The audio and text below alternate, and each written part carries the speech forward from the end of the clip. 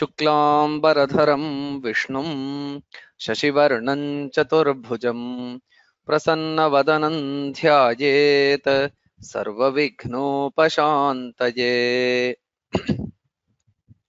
श्रुतिस्मृतिपुराणानामालयं करुणालयं Namami भगवत्पादशङ्करं लोकशङ्करम्। Namaste. We will see the meanings of Shri Vishnu Sahasranama based on Shri Shankaracharya Bhashya for the verse 82. First, we will see the verse. Chaturmurtishchaturbahushchaturvyuhashchaturgatihi Chaturatma Chaturbhavashchaturvedavidekapat. The namas herein are Chaturmurtihi, Chaturbahuhu, Chaturvyuhaha, Chaturgatihi. Chaturatma, Chaturbhavaha, Chaturvedavit, Ekapat. There are 8 namas herein. We will see the meanings of each of these one by one. The first nama is Chaturmurtihi. There are a couple of interpretations here. We'll see the first one. Chatasro Murtayah Virat Sutravyakೃತ Turiyatmanah Asya iti Chaturmurtihi. The one who has 4 forms, Virat, Sutra, Avyakrita and Turiya.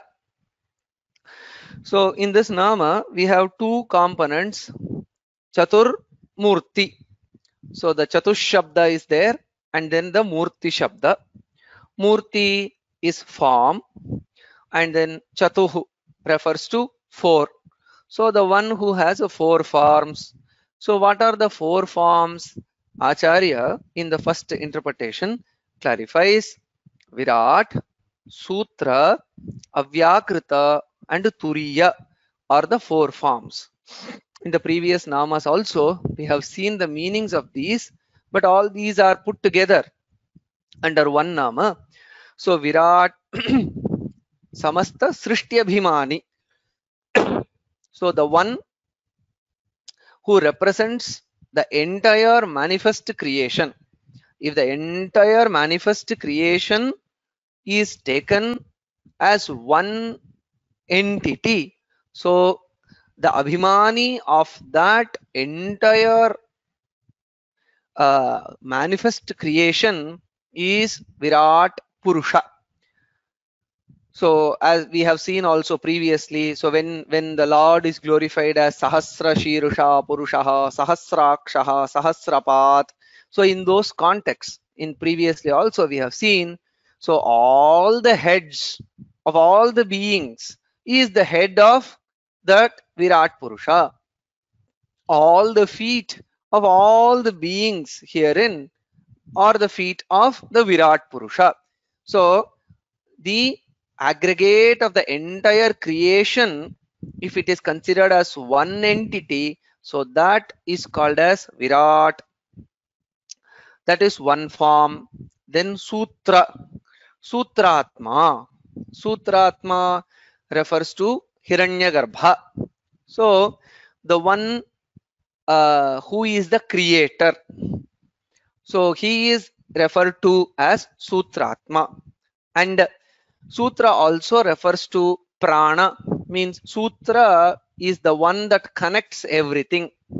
So Prana is the one that connects every manifest creation. So Tat Srishtva Tadeva Anupravishat. So the creator has created and then entered into all the creations. So in that sense, in what way has he entered and he connects all the beings in, so as the prana. So prana is the connecting sutra in all the created beings. So Sutratma is a technical term that refers to Hiranyagarbha, the creator, and also it has connotations or references which indicate, so as prana. So as prana which connects everything, so the Paramatman is the Sutratma. And then Avyakrita. Avyakrita refers to the Prakriti Tattva.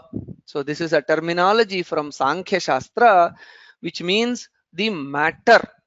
So the matter part of the creation is called as Avyakrita, especially the unmanifest, at the unmanifest state. Prior to creation, every matter will be in an unmanifest state where all the three gunas are at equilibrium.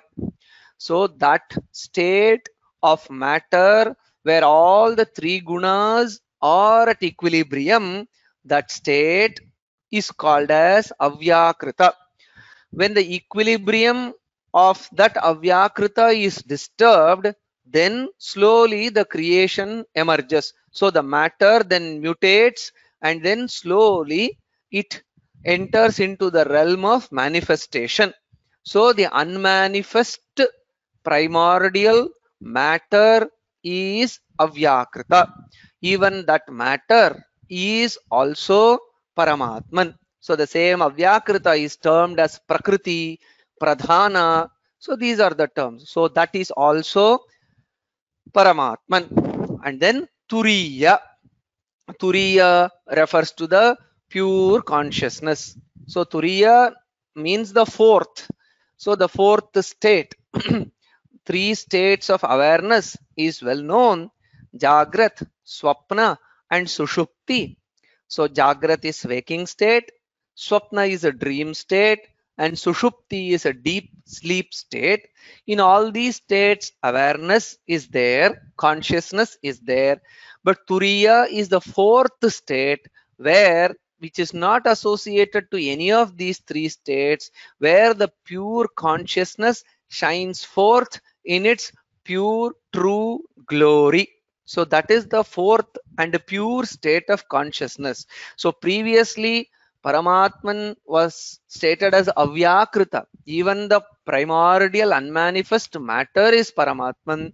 So on the other side of matter is consciousness. So that pure consciousness which is indicated by the term Turiya, that is also Bhagavan. So Virat, sum total of all manifest creation, that is Bhagavan.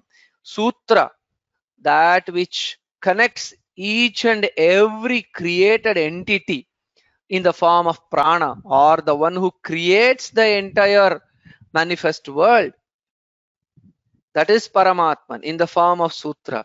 And then the primordial matter, that is Paramatman.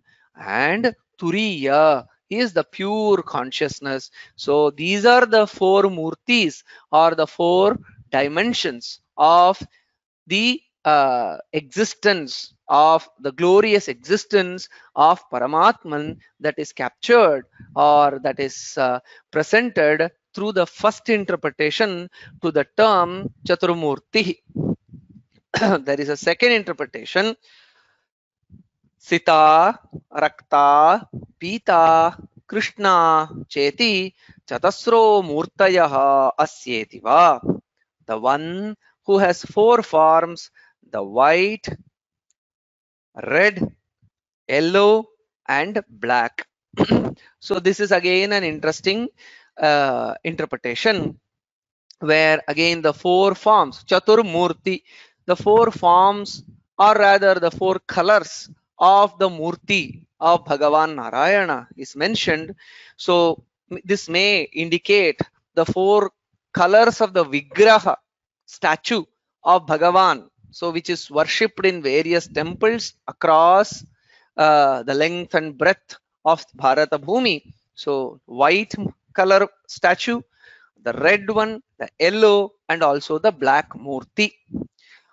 So this is one understanding. Or so we, the human beings, in human beings we see various colors in human beings as Paramatman, as going by the spirit of the previous nama, previous interpretation to this nama, that Paramatman manifests or has pervaded each and every dimension of the creation. Similarly, whatever is the color of any living entity, be it white, be it red, be it yellow, or be it black, or be it the combination of these.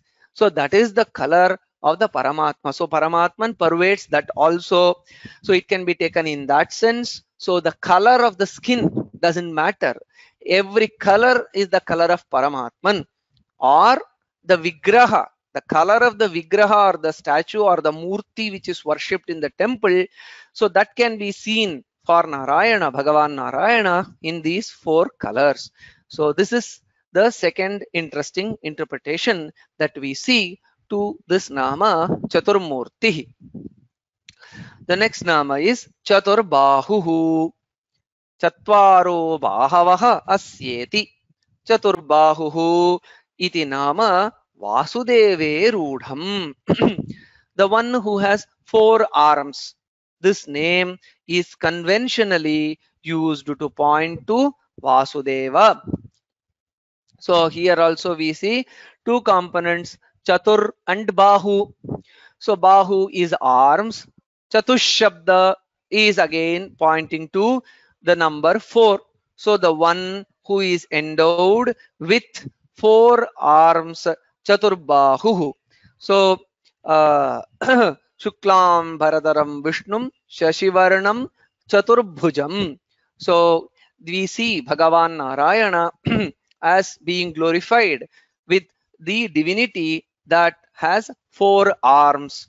But Acharya here clarifies that this terminology, that is Chaturbahu, is also conventionally used to indicate the Vasudeva avatara of Bhagavan Narayana, that is Sri Krishna avatara. So the word Chaturbahu is indicated to especially denote to the Krishna avatara, though Bhagavan Narayana is spoken as Chaturbahu in his Narayanatmaka Swarupa, but especially this Nama is conventionally pointing to the Krishna avatara. So even in the Bhagavad Gita, after the Vishwarupa Darshana that Arjuna receives, he is trembling with fear. And then he requests that Tenaiva Rupena Chaturbhujena, show your four-armed form. This all-pervading form is baffling me. I am terrified. Show me your Chaturbhuja form. So that is requested. So that also indicates that the normal form in Sri Krishna Avatara, or the terminology Chaturbahu, points to Sri Krishna Avatara, where Krishna is named as Chaturbahu. So normally, but we see that in Krishna Avatara, wherever it is depicted, Krishna with 2 arms. So how can we understand this? Probably in those 2 arms themselves, he is possessed of the prowess of what 4 arms could do. So hence, probably, though the Nama is Chaturbahu to the Vasudeva avatara of Bhagavan Narayana, so he is seen as with only 2 arms, probably indicating the prowess or the Shaurya or Veera of Bhagavan Narayana. So thus this Chaturbahu term indicates the Narayana avatara of Narayana Swarupa in Vaikuntha, but conventionally as a Rudhi, it points to Shri Krishna, whose shoulder might is great. The next Nama is Chaturvyuha. Sharira Purushash Chandah Purusho Veda Purusho Mahapurushaha iti बाह्वृचोपनिषदुक्ताः चत्वारः पुरुषाः व्यूहाः अस्येति चतुर्व्यूहः. Sharira-purusha, Chandah-purusha, Veda-purusha and Mahapurusha, the one to whom belongs this arrangement of 4 Purushas. So here the Nama is Chaturvyuha. Vyuha and Chatushabda. These 2 are the components here. Vyuha is arrangement. Chaturvyuha, fourfold arrangement. So that is clarified. What are the fourfold arrangement of the Shuddha Purusha Chaitanya? Paramatman, Sharira Purusha, Chandah Purusha, Veda Purusha, and Mahapurusha. So these are the four kinds of manifestations or four ways in which Bhagavan Narayana can be experienced by the sadhakas, can be realized by the sadhakas, and this fourfold arrangement is presented in the Bahvrichopanishad. Acharya says Bahvrichopanishad. Bahvricha is Rigveda. Upanishad means the sacred teachings. So in Aitareya Aranyaka, which is a Rigvediya Aranyaka portion, we see that this fourfold Purushas are mentioned.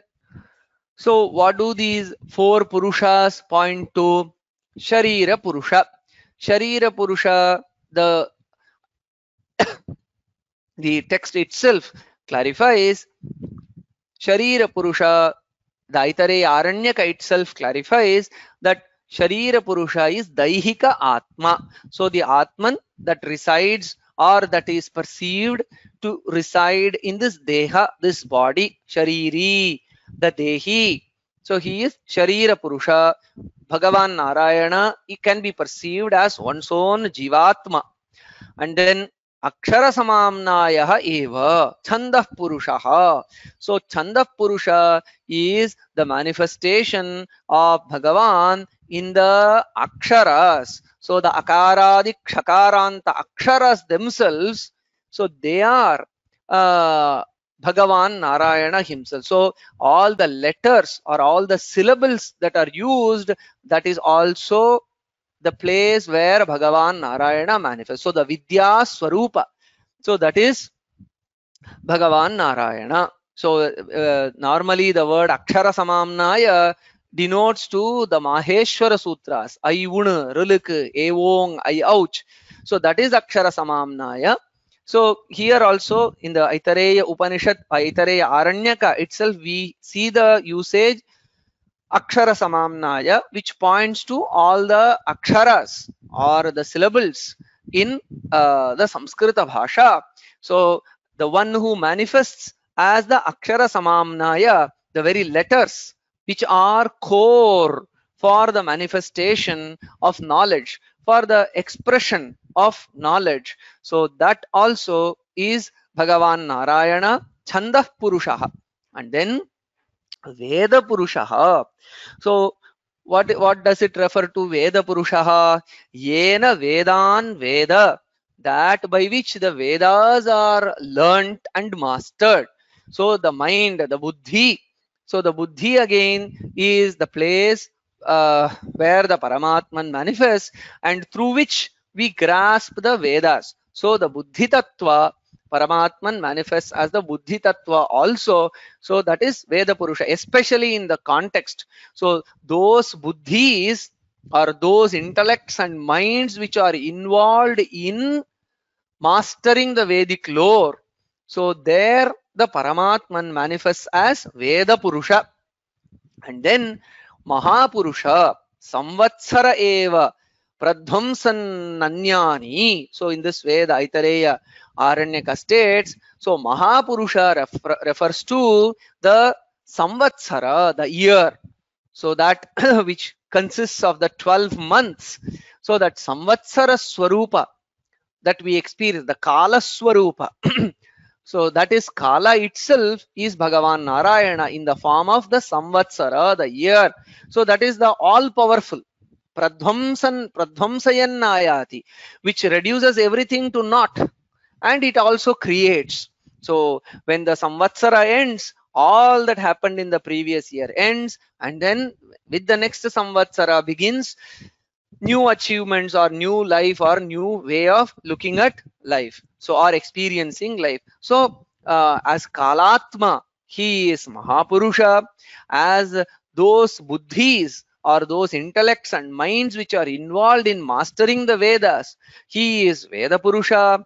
Chandah Purusha means the one who manifests in the form of aksharas, the letters Akaradi, Kshakaranta, or those letters that were manifest by or given to Panini Maharshi by Parameshwara, Maheshwara, the Maheshwara Sutras. So the Maheshwara Sutras, which are Akshara Samamnaya, they are Bhagavan Vishnu. There also we find the manifestation of Bhagavan. So by Veda Purusha, we see Bhagavan's connection or the Bhagavan's manifestation in the Vedas. By Akshara Samamnaya, in the Shastric knowledge by which the Vedas are analyzed, the Vedas are understood. So that is also Bhagavan Narayana. And then Daihikaha Atma, the Atman that resides in the body. So in this way, again, the creation is pervaded, or in this fourfold arrangement, the Paramatman has positioned himself to guide or manifest himself in this creation and guide the people. So that is the explanation that we see from the Shankara Bhashya to the term Chaturvyuha. Then Chaturgatihi, Ashramanam Varnanam Chaturnam Yathokta Gatihi Chaturgatihi. The one who is the ultimate destination of those who abide by the injunctions of the Varnas and Ashramas. So Chatur and Gati are the two components. Gati means the ultimate abode, the Paramagati, the Moksha, and Chaturgati. So Gati to whom? Gati to the four. Who are the four? Ashramanam, Varnanam, Chaturnam. So by the Vedic arrangement of way of life through the Varna and Ashrama systems, that is Brahmana, Kshatriya, Vaishya, Shudra system, and also the Ashrama system, that is through the Brahmacharya, Grihastha, Vanaprastha and Sannyasa. So those who abide by these classifications and then structure their life in this manner, so they are bound to attain the ultimate abode, that is Paramatma Swarupa. So Paramatma Sayujya, Salokya, Sarupya and Moksha. So this is the path towards the ultimate liberation. So the Varnashrama Dharma, those who follow that, for them he is the Gati. He is the ultimate abode where all these followers of Sanatana Dharma, they reach. The fifth nama is Chaturatma. There are a couple of interpretations here. The first one, Raga Dveshadi Rahitatvat Chaturaha Atma Manaha Asyeti. So the one whose mind is refined, skilled, being bereft of passion, hatred, etc. So here we see Chatura and Atma. Acharya sees this term, this nama in these two components, Chatura and Atma. So Chatura is skilled, refined. Atma is Manas. So the one whose mind is refined and skilled. So how can the mind be refined and made skilled? By washing away the impurities of Raga, Dvesha, etc. So the point is, it's a beautiful explanation that we see here, that the mind which gets stuck in the mire of avidya, asmita, raga, dvesha and abhinivesha, ignorance, ego, passion, hatred and fear. So this mind is not skilled. This mind is not happy. So to be happy, the mind should be refined and skilled enough. So how to make the mind refined and skilled? By washing away these impurities. So when these are gotten rid of, then a person becomes smart enough to be happy always. So who is the smart person? Who is the skilled person? A person who is skilled enough to overcome all these four and then remain in a state of equanimity. So through this we see smartness. Who is a smart person? A person who can overcome all these, he becomes a smart person. It is in the same sense that we see that the shloka yogaha karmasu kaushalam, that definition of yoga also conveys the same sense. That is, what is kaushala in doing karma, what is being skilled in doing any action. It is not the fineness with which a person does an action, rather adding the component of being free from raga, dvesha, abhinivesha, etc. in any action that we do. That is the skill, that is the refinement we need to bring in any action. If that refinement comes to any of our action, be it singing, be it teaching, be it dancing, or in whichever action we are involved, in whichever occupation we are involved, we need to become kushala, we need to attain kaushala, we need to become chatura. How to become chatura?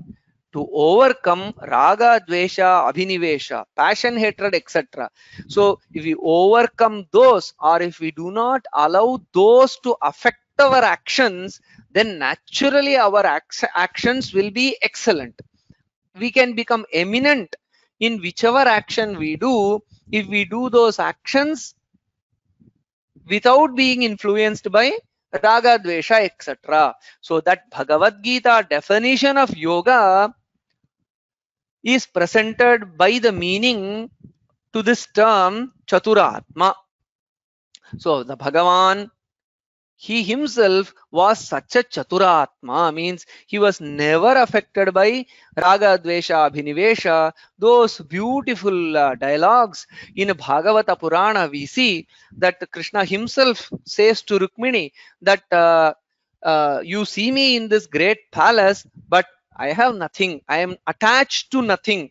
So that sense of being detached or having or being in a state of freedom from raga, dvesha, abhinivesha was always there in Sri Krishna, even when he was the Dwarakadhisha, ruling over the Dwaraka and trying to influence positively the entire Bharatavarsha through his skillful guidances that he gave to the Pandavas and other kings. So there we see the Chaturatmatva, the skilled nature of Bhagavan Narayana being fully manifest. So that is the first interpretation. Second interpretation, Mano Buddhi Ahankara Chittakhya Antahkarana Chatushtayatmakatvatva Chaturatma. The one who is the fourfold division of the mind. Manas, Buddhi, Ahankara and Chitta. So the mind is known to have four compartments or four functions or four divisions: Manas, Buddhi, Ahankara and Chitta. Manas is the one that is closely associated with the senses, that receives the sensory impulses directly, and hence is torn between sankalpa and vikalpa. So whether is it this way or that way. And then the buddhi, the intellect, that is the next step to the manas, where it receives the input from the manas and then tries to take a decision. Adhyavasayatmika buddhi, that which takes a firm decision, that is buddhi. Ahankara is the constant awareness of I. In whichever action we do, that I-ness is felt. So that is ahankar. I go, I walk, I eat, I talk, I sleep. So that I-ness always flashes in whichever action we do. That is ahankara. And chitta. Chitta is the repository of all the past experiences. So samskara ashaya, where all the past experiences are stored and from where the smriti arises. So that compartment of our antahkarana, the inner sense, so that is called as chitta. So the manas, the buddhi, ahankara, chitta, all these constitute the antahkarana, and that antahkarana is also not different from Paramatman. So there also the Paramatman resides. In the sense, here also we see, so the no area is inaccessible to the Paramatman.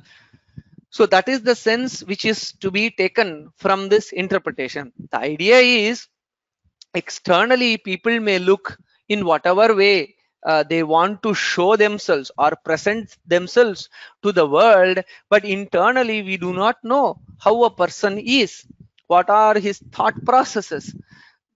Through this nama, the idea that is given here is Paramatman pervades everything. He pervades the inner world also. He is there in the manas, he is there in the buddhi, he is there in the chitta, and he is in the ahankara also. Nothing escapes the gaze of Paramatman. So that sense is being imparted through this. So it, people have a notion that the inner, my inner world is inaccessible or is not known to anyone else, but through this nama we see the Paramatman Bhagavan Narayana permeates very deep into our inner worlds also. So he knows what is within as well as what is without. So that awareness, that the understanding that the Paramatman pervades the inner world as much as he pervades the outer world, that awareness is tried to be brought into the devotee through this interpretation, Chaturatma. The next nama is Chaturbhavaha. Dharmartha Kama Mokshakhya Purushartha Chatushtayam Bhavati Utpadyate Asmaditi Chaturbhavah. The one from whom the Purusharthas, Dharma, Artha, Kama and Moksha manifest or attained, he is Chaturbhavah. Again here we have the Chatush Shabda and Bhava Shabda. Bhava, Bhavati. So these become or these manifest or these are attained. The four are attained. So that or the one by whom or from whom the four are attained. What are the four? The four here refers to Dharma, Artha, Kama and Moksha. The one from whom all the desires or all the Purusharthas in the form of Dharma, Artha, Kama and Moksha are attained, he is Chaturbhavaha. The seventh nama is Chaturvedavit. Yathavadvetti Chaturnam Vedanam Arthamiti Chaturvedavit. The one who knows the meaning of the four Vedas as it is. So here there are three components: Chatur, Veda and Vit. Vit, the one who knows. What does he know? The Vedas. Veda, how many Vedas? Four. So the one who knows the four Vedas, it is the Acharya here conveys that not merely the verses, the meanings therein. Vedanam Artham. So the one who knows the deepest heart of each and every Vedic utterance, Vedic mantra, he is Chaturvedavit. So Paramatman is the repository of the meanings of the Vedas themselves. So the idea here is that, of course, by studying the Vedas, the Shadangas, one understands the meaning through our human pursuits, but to get to the heart of the mantra, get to the tatparya, the deepest sense of the mantra, one needs to meditate upon Bhagavan Narayana, because he is the one who knows the heart of the meaning of each and every mantra as conveyed by this Nama Chaturvedavit. So only when his grace is there, even after undergoing so many shastric trainings, one can really get to the tatparya of the Veda Sahitya or the Vedic lore. So Not merely by shastric pursuits, the knowledge of the Shastras are attained, one should also develop devotion to Bhagavan Narayana. So, along with Jnana, Bhakti should also be developed. So, mere intellectual pursuits in understanding, decoding, linguistically, logically various things, that will take us to some extent, but it is pure devotion which will secure the grace of Bhagavan, by which we can get to the real tatparya of all the Vedic knowledge handed down to us through the sages. So that sense of the convergence of the Bhakti Marga and Jnana Marga, so that is very subtly implied through this Nama Chaturvedavit. The next Nama is Ekapat. Ekaha Padaha Asyeti Ekapat. The one to whom the one fourth belongs to. So Ekapat has two components, Eka and Path. So path refers to Padaha, the one. So Eka Pada refers to one fourth. Ekaha Padaha Asyeti, the one to whom belongs the one fourth. So what does this one fourth indicate? To that we have to go to the Purusha Sukta, where we see Pado Osya Vishwa Bhutani Tripadasya Mritan Divi Vishwabhutani. So all the created beings are the one fourth of the Paramatman. Bhagavan Narayana is all pervasive. The Purusha that is glorified in the Purusha Sukta is all pervasive, and the manifest world which is indicated by the word Vishwabhutani is just one fourth. So Ekapath here refers to the manifest world and the beings therein, which just constitutes the one fourth of what the Paramatman is. So he is Ekapath. Even in the Bhagavad Gita, we see Vishtabhyahamidam Kritsnam Ekamshena Sthito Jagat, which means with just one fourth of my existence, or with just one amsha, means one fourth, one portion of my entirety, just one fourth of my aspect, I pervade the entire creation, which means the three fourths is beyond what we see in this manifest world. So that is the greatness of the Paramatman. All the entire manifest world put together is just the one fourth of Bhagavan Narayana. So that is conveyed, and the greatness, the all pervasiveness, or the infiniteness, Satyam Jnanam Anantam Brahma, the Anantatva, infiniteness of the Paramatman Bhagavan Narayana is conveyed through this Nama Ekapath. So thus, with these 8 namas in verse 82, we have thus far seen 772 namas. Om Tat Sat Shri Krishnarpanamastu.